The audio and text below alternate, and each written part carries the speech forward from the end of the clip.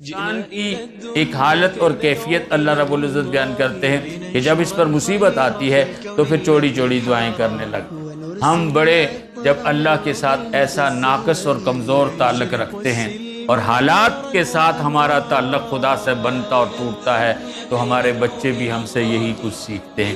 میں اکثر کہا کرتا ہوں جب بچوں کے امتحان آتے ہیں، پیپر شروع ہو جاتے ہیں تو نماز پڑھنے لگتے ہیں، مسجد آنے لگ جاتے ہیں اور دعا کی درخواست کرتے ہیں، جی میرے لیے دعا کر. عام حالات میں نہیں کرتے. بچے بھی دیکھتے ہیں کہ ہمارے ماں باپ خدا کو تبھی پکارتے ہیں جب ان پر کوئی مصیبت آتی ہے. ہم سے دیکھ کر انہوں نے بھی یہی مزاج بنا لیا ہے کہ جب ان پر کوئی چھوٹی سی مصیبت اور پریشانی آتی ہے، امتحان بھی ان کے لیے، بچوں کے لیے مصیبت اور پریشانی ہوتی ہے تو وہ بھی امتحان میں اللہ کی طرف رجوع کرتے ہیں. اگر ہم ہر حال میں اللہ کو پکارنے والے ہوں تو ہمارے بچے بھی ہر حال میں اللہ کو پکاریں. یہ مطلب پرستی ہم بڑوں سے بچوں نے سیکھی ہے. بچے ماں باپ کے طور طریقے پر چلتے ہیں. اچھے ہیں تو ہماری تربیت سے اچھے بنیں گے، برے ہیں تو ہماری تربیت کے ساتھ برے بنیں گے. یہ ماں باپ کی ذمہ داری ہے کہ وہ خود بھی اللہ کی طرف رجوع کریں اور اپنے بچوں کو بھی اللہ کی طرف مائل کریں، اپنے اللہ کی طرف. جیسے کہ بزرگوں کے واقعات میں آتا ہے کہ وہ بچوں کی ایسی تربیت کرتے تھے، کہتے تھے یہ روٹی بھی تمہیں خدا کھلاتا ہے، یہ رزق بھی اللہ ہی دیتا ہے، لیکن اللہ نے اسباب کے ذریعے ہم تک رزق پہنچایا ہے. تو بچوں کا ذہن بناتے تھے اسباب بھی کچھ نہیں ہے، اصل مسبب الاسباب ذات اللہ کی. تو اللہ فرماتے ہیں جب ان کو تکلیف پہنچتی ہے پھر چوڑی چوڑی دعائیں کر.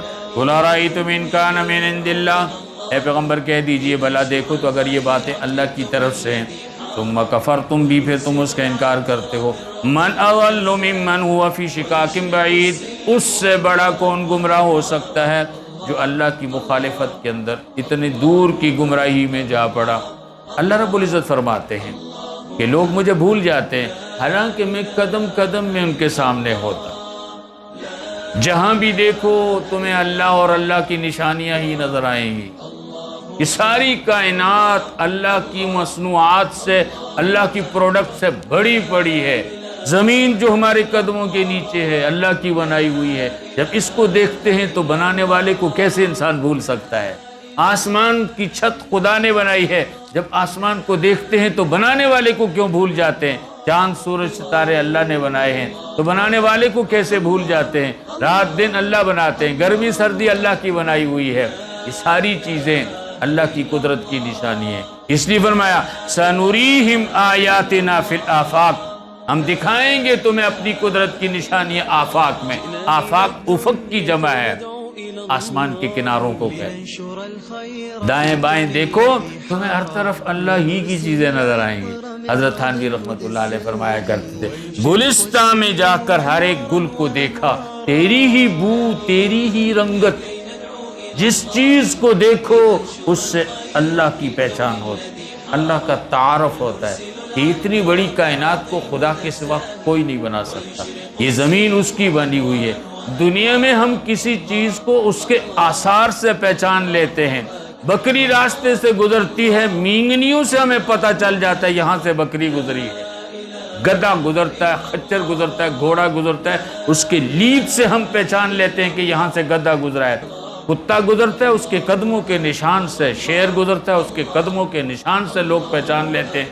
رات کی تاریکی میں شیر گزرتا ہے، دن کے اجالے میں لوگ کہتے ہیں رات کو یہاں سے شیر گزرا ہے، حالانکہ آنکھ نے نہیں دیکھا. شیر کو قدموں کے نشان سے پہچانا جاتا ہے، بکری کو مینگنی سے پہچانا جاتا ہے، گدھے گھوڑے کو خچر سے پہچانا جاتا ہے. تو اتنی بڑی کائنات سے بنانے والے کو کیوں نہیں پہچانا جا سکتا؟ اللہ کہتے ہیں غور کرو، دیکھو. اسی لیے قرآن نے بار بار کائنات میں غور، فکر اور تدبر کی دعوت دی کہ ہر چیز میں غور کرو. یہ ہر چیز اپنے بنانے والے کا تعارف کرتی ہے کہ اللہ ہی نے مجھے بنایا ہے. فرمایا سَنُرِيهِمْ آیَاتِنَا فِي الْآفَاقِ، ہم دکھائیں گے تمہیں اپنی قدرت کی نشانیاں آفاق میں، زمین میں، کائنات میں. اگر تم بہت بیزی ہو، بہت مصروف ہو، زمین دیکھنے کا وقت تمہارے پاس نہیں، آسمان کو دیکھنے کے لیے سر اٹھانے کی فرصت تمہیں نہیں ملتی، چاند سورج ستاروں میں غور نہیں کر سکتے، بحر و بر میں غور نہیں کر سکتے، رات دن کے انقلاب میں غور نہیں کر سکتے، اللہ کہتے ہیں کم از کم اپنی باڈی کو تو دیکھ، اپنے جسم کو تو دیکھ لو. تمہارے جسم کے اندر بھی ہماری قدرت کی نشانی. انسان ایک مشین بناتا ہے، پھر ہر 2-3 مہینے کے بعد اس کی جو ہے گریسنگ کرتا ہے، اس کو صاف کرتا ہے، اس کی سروس کرتا ہے، اگر نہ کرے تو وہ کام کرنا چھوڑ جاتے ہیں۔ انسان کے کل پرزے بنائی ہوئی چیزیں گھس جاتی ہیں، ان کو بدلنا پڑتا ہے۔ خدا نے یہ ہاتھ بنایا ہے، اگر 100 سال بھی کسی کی عمر ہو، اس کے جوڑوں میں گریس لگانے کی ضرورت نہیں ہوتی، اس کو سروس کرانے کی ضرورت نہیں ہے، اس کے پٹھے نہیں گھستے، اس کی ہڈیاں نہیں گھستی، یہ 100 سال بھی کام کرتا ہے، اسی طرح چلتا ہے جیسے خدا نے بنایا ہے۔ یہ اس طرح اللہ کے سوا کوئی بھی نہیں بنا سکتا۔ اس لیے اللہ فرماتے ہیں کہ تم میری قدرت کی نشانیاں پوری کائنات میں دیکھ سکتے ہو۔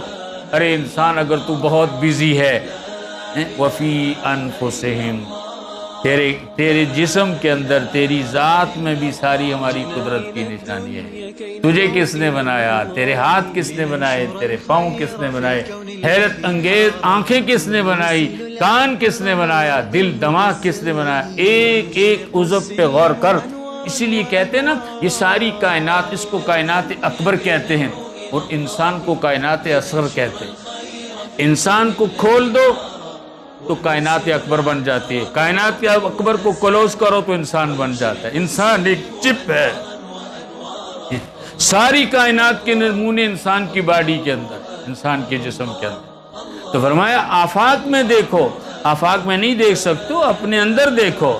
حتی یتبین لہم انہ الحق، اگر تم آفاق میں اور کائنات میں نگاہ عبرت ڈالو گے اور اپنے جسم کو دیکھو گے، تم پر یہ بات بالکل واضح ہو جائے گی کہ اللہ ہی سچا ہے، وہ ٹھیک ہے، برحق ہے۔ اولم یکفی بربک انہ علی کل شیء شہید، اے مخاطب کیا تیرا رب ہر چیز پہ گواہ کافی نہیں ہے؟ یعنی وہ جو کہتا ہے اور اپنی قدرت کے جو نمونے اور نشانیاں تمہارے سامنے بیان کرتا ہے، ان کو دیکھنے کی اور غور اور فکر کی تمہیں دعوت فکر دیتا ہے، تو اگر تم غور کرو تو اللہ اپنی ساری باتوں پہ خود ہی کافی گواہ ہے۔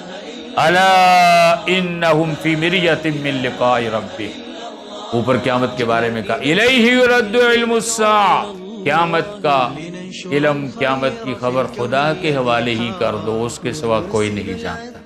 یہاں آخر میں بات کو سمیٹتے ہوئے پھر فرمایا الا، اے مخاطب سنتا ہے، انہم فی مریۃ من لقاء ربہم، لوگوں کو اپنے رب سے ملاقات میں شک ہے، ملیں گے یا نہیں ملیں گے پتہ نہیں، شک ہے۔